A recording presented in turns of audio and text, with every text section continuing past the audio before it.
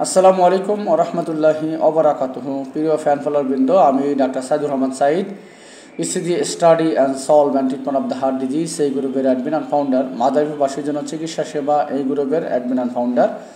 আমরা আজকে আলোচনা করব ইদানিং যে জ্বর হচ্ছে, এই জ্বরের জন্য আমাদের করণীয় কী কারণে এই জ্বর হচ্ছে, আমাদের এই জ্বর থেকে বাঁচার জন্য আমরা কি করব। তো জ্বর আমাদের স্বাভাবিক যে টেম্পারেচার আছে তার চেয়ে যখন বেশি হয় সেটাকে সাধারণত জ্বর বলা হয়। আমাদের সাধারণ বডির যে টেম্পারেচার আছে সেটা সাধারণত 98.6 ডিগ্রি ফারেনহাইট।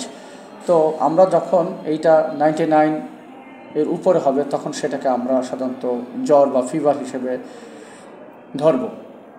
এখন এই যে জ্বর সাধারণত 100 বা 100-র উপর হলেই সেটা সাধারণত ভয়ের কারণ হয়। এখন কিছু কিছু জ্বর রয়েছে, এখন ইদানিং যে জ্বরটা হয়েছে সাধারণত এই জ্বরটা প্রচণ্ড হয়। এখন যে জ্বরটা হচ্ছে সাধারণত অত্যাধিক জ্বর হয়। এই জ্বর দেখা যায় 104, 105 বা তার চাইতেও বেশি হতে পারে। ইদানিং আমরা ফেসবুকের মাধ্যমে দেখতেছি যে প্রচণ্ড জ্বর সাথে তীব্র ব্যথা, বিশেষ করে শরীর ব্যথা, এই চোখের নিচে ব্যথা, মাংসপেশিতে ব্যথা এবং জয়েন্টে ব্যথা। সবচেয়ে কমন যে জ্বরটা এখন হচ্ছে সেটা চিকুনগুনিয়া এবং ভাইরাস। চিকুনগুনিয়া এবং ভাইরাস এটা হচ্ছে সবচেয়ে কমন জ্বর। এছাড়াও অন্যান্য যে জ্বরটা রয়েছে, যেমন হতে পারে সেটা টাইফয়েডজনিত জ্বর, সেটা হতে পারে অন্যান্য ভাইরাস লাইক ফ্লু টাইপের যে জ্বরগুলো হয়েছে, সিজনাল যে চেঞ্জ হয়েছে, হঠাৎ গরম থেকে যে শীত শুরু হয়ে গেছে, এটার কারণেও হতে পারে। এটা সাধারণত ফ্লু টাইপ যে জ্বর সে কারণে। তো সাধারণত ফ্লু টাইপের যে জ্বর, এটা সর্দি কাশি এটা থাকতে পারে সাথে জ্বর, কিন্তু সবচেয়ে পীড়াদায়ক ব্যাপার হচ্ছে যে জ্বরটা সাধারণত তীব্র থেকে তীব্র হয়। প্রচণ্ড ব্যথা, জয়েন্টে ব্যথা, প্রচণ্ড শরীর ব্যথা, মাংসপেশিতে ব্যথা, মাথা ব্যথা, শরীর চোখের নিচে ব্যথা। এই জ্বরটা সাধারণত বেশিরভাগই হলে এখন চিকুনগুনিয়া সবচেয়ে কমন। রোগী হাঁটতে পারে না, রোগী এত জ্বরের মানে রোগীর যে এত শরীরে ব্যথা অনুভব হয় যে রোগী এখান থেকে ওখানে যেতে পারে না, বাথরুমে যেতে পারতেছে না, ধরে নিতে হচ্ছে, এরকম অবস্থা। তো এই জাতীয় রোগী মুভমেন্ট করলে আরও দেখা যায় জ্বরটা আরও বাড়ে। তো এই জ্বর থেকে বাঁচার জন্য আমাদের যেটা করণীয়, প্রথমেই আমাদের উচিত হচ্ছে যে জ্বরটা আসলে কী কারণে হয় সেটা আইডেন্টিফাই করতে হবে। আমরা প্রথমে যেটা করব সেটা হচ্ছে এই জ্বর হলেই আমরা অবশ্যই দ্রুত, এখন দেরি করব না। আগে বলতাম যে আমরা 3 দিন পর্যন্ত প্যারাসিটামল খাবো আর সাথে লিকুইড খাবার খাবো, তো আমরা এখন আর দেরি করব না। এখন প্রথম দিন জ্বর হলেই আমাদের উচিত হলো ডাক্তারের শরণাপন্ন হওয়া, যে কোনো রেজিস্টার্ড চিকিৎসকের কাছে যাওয়া। কেন, এখন এই যে জ্বরটা হচ্ছে, এই জ্বরটা যদি ভাইরাস জনিত, বিশেষ করে ডেঙ্গু অথবা চিকুনগুনিয়া যদি জনিত হয়, এটা আইডেন্টিফাই করতে হবে যে এটা চিকুনগুনিয়া না এটা হচ্ছে ডেঙ্গু। চিকুনগুনিয়া এবং ডেঙ্গু অনেকটাই সেম, যে সাধারণত প্রচণ্ড শরীর ব্যথা, হাই গ্রেড ফিভার বা উচ্চ জ্বর বা শরীরের তাপমাত্রা অত্যাধিক 102-3 এরকম থাকবে, এবং এই জ্বরের সাথে পেশেন্টের দেখা যায় জয়েন্টে ব্যথা, চিকুনগুনিয়ার লক্ষণ। সাথে দেখা যায় খাবার খাইতে পারে না, একেবারে রুচি নাই হয়ে যায়, তো রোগীর ব্লাড প্রেশার ফল করে, রোগী ক্লান্ত হয়ে যায়, রোগীর মারাত্মক প্রবলেম হয়ে যায়। তাই এখন এই জ্বরের জন্য আমাদের অবশ্যই নিকটস্থ যে কোনো রেজিস্টার্ড MBBS ডাক্তার কাছে যাবেন। আপনারা এই ভুলটা করবেন না যে দোকানদার কাছ থেকে প্রথমেই জ্বর হচ্ছে আমরা তাদের কাছে যাচ্ছি, অ্যান্টিবায়োটিক কিনে খাচ্ছি। এটা চরম ভুল। আপনার বাচ্চাকে আপনি বিপদে ফেলতে দিচ্ছেন, আপনি নিজেও অ্যান্টিবায়োটিক খেয়ে আপনি নিজে বিপদগ্রস্ত হচ্ছেন। সুতরাং জ্বর হইলেই এখন আর দেরি করা যাবে না, দ্রুত ডাক্তার শরণাপন্ন হতে হবে যে এটা কি চিকুনগুনিয়া জনিত জ্বর নাকি এইটা ভাইরাস জনিত, যেমন এখানে এটা কি আমার কারণে হলো কিনা, ডেঙ্গু হলো কিনা। যদি চিকুনগুনিয়া হয়, ডেঙ্গু হয়, প্রথম থেকেই আপনাকে ব্যবস্থা নিতে হবে, প্রথম থেকেই চিকিৎসা নিতে হবে, তা না হলে আপনার মারাত্মক ক্ষতি হয়ে যেতে পারে।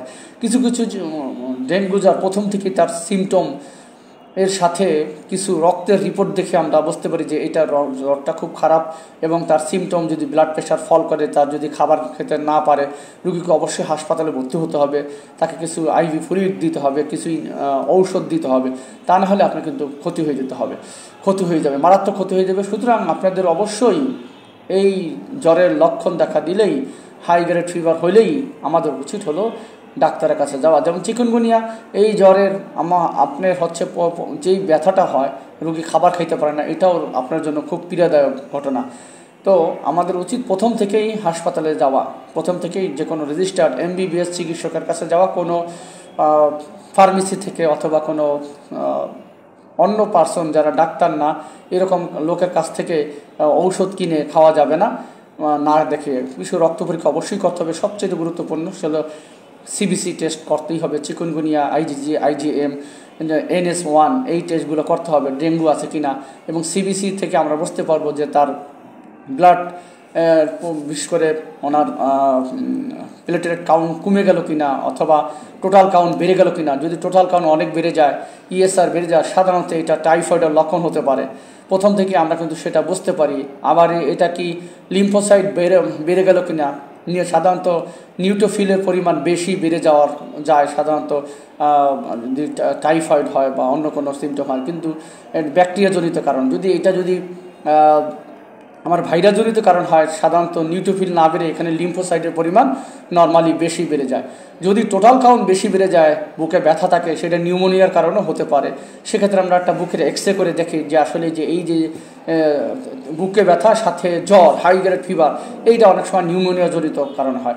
সুতরাং এখন আর বসে থাকার সুযোগ নাই যে 3 দিন পর্যন্ত দেখি তারপর হলো ডাক্তার কাছে যাব, এইটা আসলে আপনারা ভুল করবেন না। প্রথম দিন থেকেই জ্বর হলেই আমাদের আসলে ডাক্তারের কাছে যাওয়া উচিত, তা না হলে আপনার ক্ষতি হয়। রোগী এমন অবস্থায় আসে, রোগীর ব্লাড প্রেশার একেবারে ফল করে, রোগী খেতে পারে না, রোগীর ফ্লুইড লস হয়, ওদিক দিয়ে ইন্টারনাল ব্লিডিং হয়ে যায়, ইন্টারনাল ফ্লুইড লস হয়ে যায়, লিকেজ হয়ে যায়।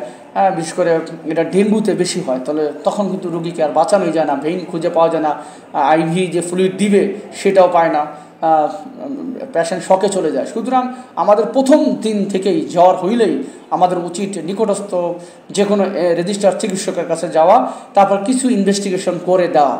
যে জ্বর হয়েছে শুধু প্যারাসিটামল খাবো এইরকম না, অবশ্যই প্রথম দিন থেকেই আমরা যদি CBC, আমাদের NS1, এটা চিকুনগুনিয়া যে টেস্ট, সেই টেস্টগুলো করে আমরা আইডেন্টিফাই করতে পারি যে এটা কি চিকুনগুনিয়া, না এটা কি ডেঙ্গু, না এটা কি আমার নিউমোনিয়া। আমরা এটা যদি প্রথম থেকে আইডেন্টিফাই করতে পারি। অনেকে শুধু ওই যে করে যে টাইফয়েড আছে কি না, শুধু ভাই টাইফয়েডের টেস্ট আছে কি না, শুধু আমরা ওই যে আমরা যেই টেস্টটা করি আসলে ওইটা কোনো টেস্টই না। অনেকেই যারা সাধারণত যারা কোয়াক যারা এরা আসলে শুধু ওই টেস্টটাই করে, কিন্তু আসলে এটা কোনো টেস্টের ভিতরেই পড়ে না।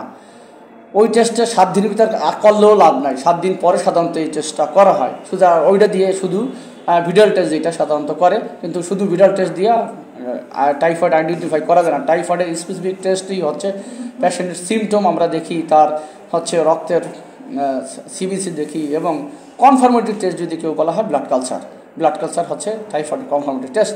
সুতরাং টাইফয়েড মনে করে আপনার অ্যান্টিবায়োটিক খাওয়া শুরু করলেন, রোগীর কিন্তু 12টা বেজে যাবে।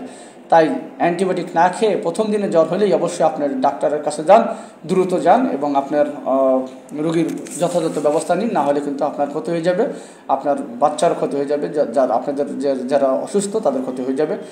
তো নর্মালি জ্বর হলে যেটা করবে সেটা হচ্ছে প্যারাসিটামল অবশ্যই 6 ঘন্টা পর পর খাবেন। সেটা রোগীর বয়স অনুযায়ী এবং তার ওয়েট অনুযায়ী, সাধারণত পূর্ণবয়স্ক যারা অ্যাডাল্ট যাদের ওয়েট বেশি আছে 25 কেজির বেশি, সাধারণত 2টা বা তার 1.5টা বা 2টা এই পরিমাণ প্যারাসিটামল 6 ঘন্টা পর পর খাবেন। লিকুইড খাবার, প্রচুর পরিমাণ ফ্লুইড খাবেন, রেস্টে থাকবেন, অবশ্যই ডাক্তারের কাছে যাবেন, ডাক্তার পরামর্শ ওষুধ খাবেন। দোকানদার কাছ থেকে বা MBBS ডিগ্রি নাই এরকম লোকের কাছ থেকে ওষুধ কিনে খাবেন না, এটা আপনার মারাত্মক ক্ষতি হয়ে যাবে। ভালো থাকবেন সকলে, ভালো থাকবেন। আর যে কোনো প্রয়োজনে যে কোনো যদি কারো জিজ্ঞাসা থাকে আমাকে অনলাইনে করতে পারেন, আমার হোয়াটসঅ্যাপ নাম্বার বা মোবাইল নাম্বারে যোগাযোগ করতে পারেন। ভালো থাকবেন। আল্লাহ হাফেজ। আসসালামু আলাইকুম ওয়া রাহমাতুল্লাহি ওয়া বারাকাতুহু। ভালো লাগলে ভিডিওটি শেয়ার করি।